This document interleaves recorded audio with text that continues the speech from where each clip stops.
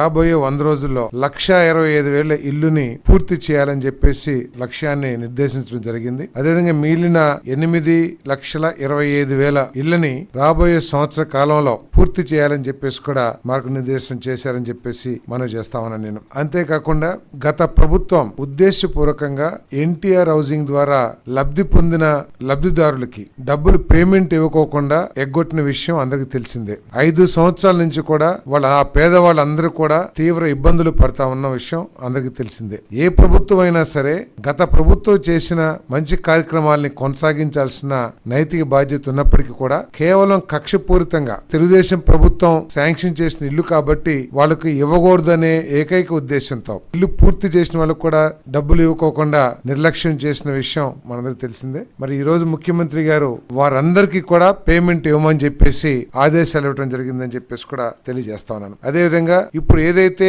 Housing programme జరుగుతుందో వాటి మీద ఎంక్వైరీ వేసి ఎక్కడైనా సరే అనర్హులైన లబ్ధిదారులు ఉన్నారా, తర్వాత మోడర్న్ టెక్నాలజీస్ వినియోగించుకుని నిర్మాణంలో ఏమన్నా లోపాలు ఉన్నాయా, పేదవాడికి నష్టం జరగకోకుండా అన్ని విషయాల్ని కూడా పరిశీలించమని చెప్పేసి కూడా ఆదేశించడం జరిగిందని చెప్పేసి నేను మనవి చేస్తా ఉన్నాను. నేను ఈ వీడియో నచ్చితే లైక్ చేయండి, షేర్ చేయండి.